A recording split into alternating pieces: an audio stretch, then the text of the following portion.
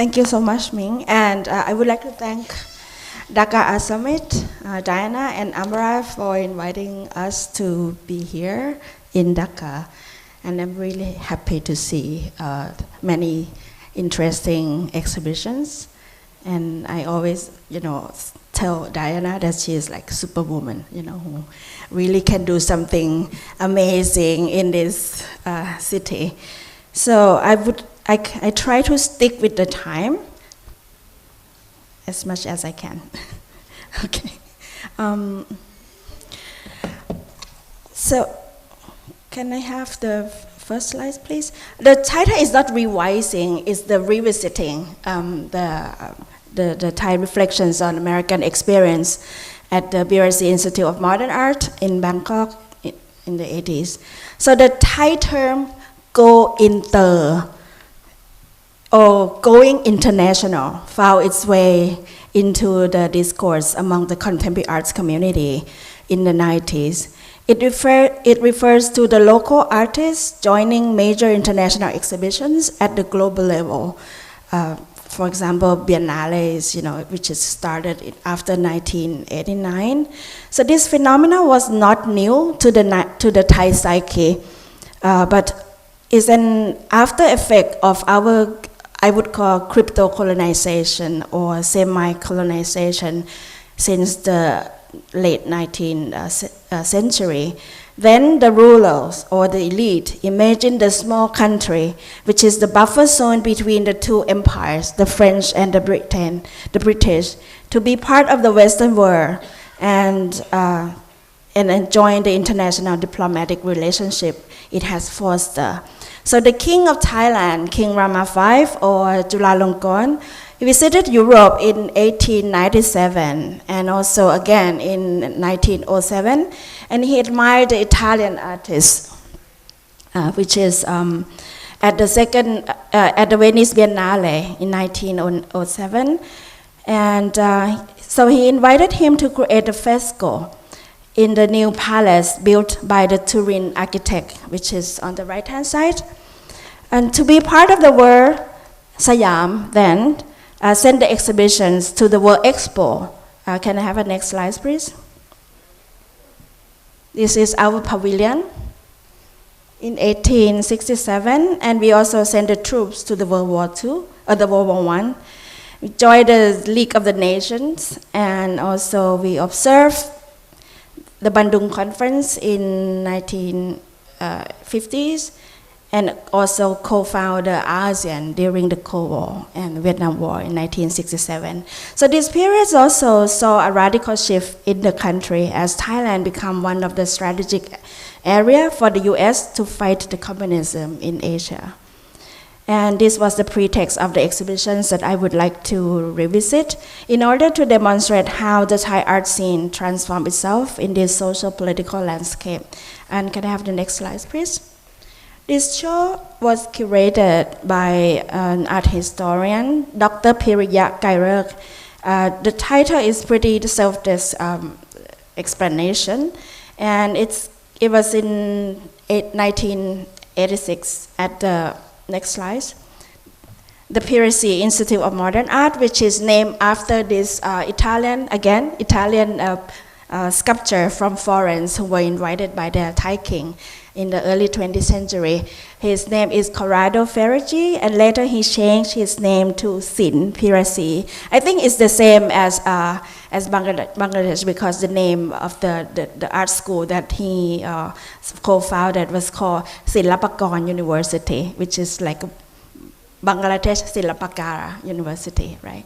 And I think it's quite interesting because Thai language, the language somehow we got it from Sanskrit and Bali, and so this is, and it was funded by, can I see the next slide, please? This is the space, and it was the first non-profit art space / art center, in Thailand, funded by the students of Sin Bhirasri in the 70s, and it closed in the 80s.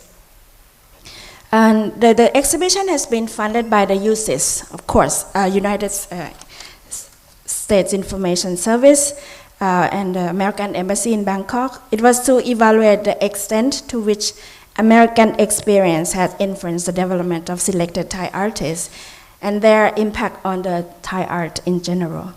So the curator invited 33 Thai artists who were studying at the US and sent the work executed before, during, and after the journeys to the United States for the show. And 8 artists refused to participate.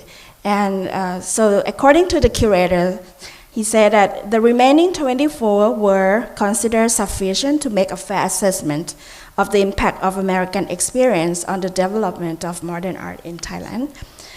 So among the artists, some of you might have heard, Damrong WongUpparat, which is the first generation, and Apinan Poshyananda, Kamol Phaosavasdi, and Chumpol Apisuk. So the work selected by the curator, who were also study, and he received PhD in art history in Harvard University. And he was a former curator of Asian art at National Gallery at Australia, and later he taught in Thailand at Thammasat University. The way the curator interpreted and installed the works, as well as his essays in the catalog, is caused controversial in the local art scene, and it generated a heated debate about what art was and the critical issues of authenticities, imitations, and identity, and the role of curators and how he conducted his research. So many artists and critics joined this argument and sending their comments to the newspapers and magazines. And the turning point so I saw this as a kind of a turning point of the history of exhibitions. This show demonstrated the shift between the modern and the contemporary art, which were showcasing a conflict between the older and younger generations in their perception of art and by the way it was interpreted. So prior to this show, exhibitions in Thailand, it is more about jury exhibitions like national art competitions. So it was not a curated shows before. And so what Piriya, the curator, he wrote it, I quote him, the first annual national exhibitions of art was initiated in 1949 and showing works of Piriya's students in Impressionism and Realism. So Feroji, Piriya, who later changed his name into Thai, and he wrote that they are at the beginning of their careers, and the Impressionism or Realism is the first stage which all modern artists pass through, end quote.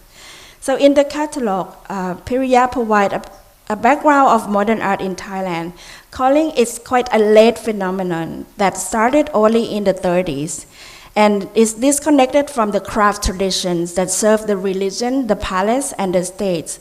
Piriya pointed out that imitation was a key factor of the characters of traditional art in Thailand. And it's the conformity of the craftsmanship to the norm, and so he used the way Thai craftsmen create Buddha sculptures, which is they were inspired by the Singhalist Buddhism, which is helped promote this tradition. The image of Buddha was a copy of its prototype, and it's dating back to the original likeness of the Buddha image made in Sri Lanka. The curator also underlined the significance of 33 Thai Buddha monks who returned from the pilgrimage to Sri Lanka in the 14th centuries and preaching Buddhism in Ayutthaya period, which is like 200 or 300 years ago. Sukhothai and Lana, around 700 years ago, established this sect. So he compared this group of monks to the Thai artists who went to study in the US during the Cold War. So what was missing in the catalog was an explanation of the social and political context in the 50s, and why so many Thai artists went to study in the US with the grants from the UNESCO and also the grants from the exchange program between the Teachers College and the Indiana University, which sent about 150 art teachers, to study in Indiana University. And also grants from Rockefeller Foundation, of course, and the Ford Foundation. So these scholarships were part of Thailand's alliance with the US in 1940s to the 60s, which the historians Chris Bakers and Dr. Phasuk Phongphajit refer to as Thailand's American era. After World War II, the U.S. became the new the new pattern. So more intrusive than any other Siam then has experienced during the colonial era. The U.S. seized on Thailand as an ally and base for opposing the spread of communism in Asia, reviving the strengthening the military rule to consolidate Thailand's membership to the free world camps in the Cold War. The U.S. promoted development, meaning primary economic growth through private capitalism. And yet, the results of Thailand's insertion into the ideological contest to the Cold War were complex. So in the US, underwrote dictatorship in Thailand, but at home it exemplifies ideas of liberalism and republicanism, which were experienced by more and more Thais visiting to the US as students and absorbing its cultural output in literature, songs, films. So this exhibition was the manifestations of the aftermath of the American era in Thailand, and reflecting to extent to which Thai students absorb American culture outputs in their visual arts. So in these exhibitions, the curator divided the artists into two generations. We use, some of you might know, but some is not that famous. So the first coloring artist is the group who was studying with Piriya, in Shilpakala University, which was started in the late 30s and 90s. And they went to the US in the 50s and 60s.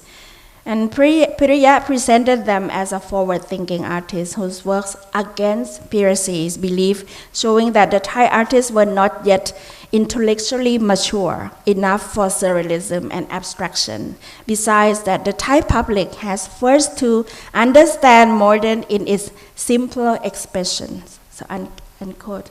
So many of the Thai students who went to studies in the US, besides the Indiana University, they went to Otis Art Institute, the Art Institute of Chicago, Pratt Institute, Cranbrook, Academy of Arts, and University of Pennsylvania and New York University. And I want to show you some example of the work. Can I have a slide, please? So a few of them, this is Ari Sutipan. He did not study with Corrado Ferraggi, but he was in that exchange program between 150 students who sent to Indiana University. So he created work in semi-abstraction, which the curators trying to point out that which artist and which piece kind of copy or were influenced, by which artist, and this one, Willem de Kooning. Next, please. And Damrong WongUpparat, who was very important artist, one of the co-founder of Bhirasri Institute of Modern Art. He went to Pennsylvania, and this is the piece that Piriya pointed out that his work clocked, which is along the line of San Francisco. Next. Santi Isrowuthakul, he was one of the artists who went to the Art Institute of Chicago, and he got BFA and MFA. And so his work for the curators to say he was not inhibited by his academic training and expressed himself in the abstract expressionist style of Jackson Pollock, as shown in this piece. Next slide. So the curator described how these artists who went to the US in the 60s and 70s and returned to Thailand, and they taught at the art school. So the second generations of artists who went to the US, they already kind of have that contact of the, also inspired by the American art. The second generation of artists, next please. I want to show three cases. One is the woman artist, Rosalind Uthappan, and her work in the Bhirasri Institute of Modern Art was sending the letter to the fish. The second generation is more working along the lines of conceptual arts, And her work reflecting how the impossible can be materialized in the artist's visions. Next one, please. Apinan, of course, everyone know him as a artist who turned to be a curator. And in this project, this is a piece that he did when he was before he went to Cornell and after that. Next, please. And he did an exhibition, which is one of the first exhibition of video and performance art in Thailand. And he's working with the chicken, and trying to do a performance how to teach art to the Bangkok cock. And he said that he even interviewed the chickens, and asked them if they understand art. And of course, none of them understand. Next one. Kamol Phaosavasdi is also, work with this conceptual arts, even before he went to the States. And when he came back to Thailand, he did a show. It's called Song for the Dead Art. Next one, please. And so these artists, they really work with this kind of anti-aesthetic approach. And I think it's very interesting because Apinan, he also wrote these articles in the Bangkok Post, commenting all this, the exhibitions that Kamol and other artists staged at Bhirasri. And this is his comment. Next slide, please. Saying this show, Kamol is merely extending the license of being an artist in the fullest, and he's doing when he is best at slapping the face of the stuffy and lifeless art that is widely produced by equally stuffy artists. And I think I think this younger generation is quite interesting because the first art school is the Shilpakala University. They really still, the idea of aesthetic is still, follow Corrado Ferraggi, which is very academic, very traditional. And this group of artists, Kamol and Apinan, they came back and they start to teach the new art school, which is Chumpol University. And it's really contested, ideas that, okay, art is not only about beauty, it can be something else, more conceptual, and it's anti-aesthetic, And even they started to discuss about postmodernism, during this time. So I think in these exhibitions, Piriya, he showed the delay in modern art in Thailand in comparison to the West and the region. And if it offers a range of artistic practice and the perception of art over the 40 years, it's very short. Modern art in Thailand is only 40 years of its existence. And he noted that, ironically, the concept of art as an aesthetic expression touching emotion was only 40 years old in Thailand and already declared dead. Adding, since art is not part of Thai culture, few will mourn its passing. Observing the younger generation of Thai conceptual artists, he said, they could do well without art. So instead of when he did the installation shot, can I see the next slide, please? Instead of showing 3 pieces by one artist, he split everything into different period.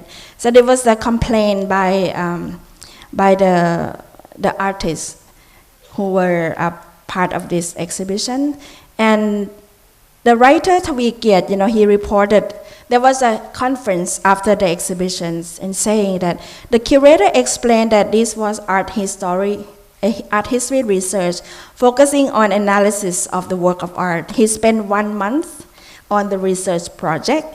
He was looking at the influence of modern artists and comparing the Thai imitation techniques. Imitation is a national value and our identity. And he said everyone should be proud of it. Proud of it is not a loss. And many participating artists such as Itikongkakul, Damrong WongUpparat, and Santi, they disagree with the curators, and later they sent a petition to the UCs, and they reject the idea that they imitated the American artists and stressing that their work were original, though they might be similar or resonant to the American artists because of the organic or geometric forms, or even the style. And even Damrong, he was furious and said this research was unacceptable and inaccurate, adding that he gave wrong information to the researcher because he wanted to destroy Piriya's reputation and his research. Damrong accused of the curator of defaming Thai artists' reputation, and the UCIS as the funder should take responsible for this mistake. If not, he and his friend would protest. End quote. So in this article for an education journal, next slide please, there was another writer, Muen Kon Kung. He wrote about the conference and supported the curator, and using the table to depict the artists' backgrounds, the kind of works, and where they works after they returned to Thailand. And next one, please. And then one of the artists in the exhibitions, he described that, how the work was not being like a copy of the American art in a very lengthy fashions, and he also sent this letter to the same magazine.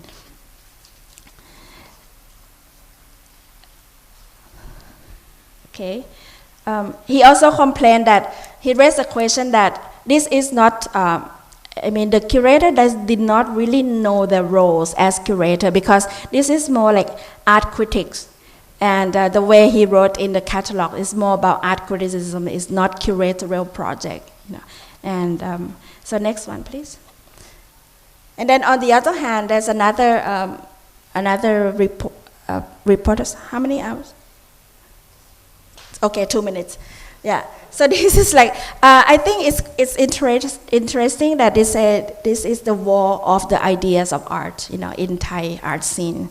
So as a proscript, I think in the 80s there were interesting time in Thailand, which was the end of the military juntas, and which is debunked by the student uprising in the 70s. And the country was really, it started to have a kind of semi-democracy atmosphere. The socio-political climate in Thailand was quite open, and people celebrated the freedom of expression. But we saw here there was an example of how arts communities celebrated this freedom. So exercise their rights and speak and engage in discussions in the public sphere in a critical ways.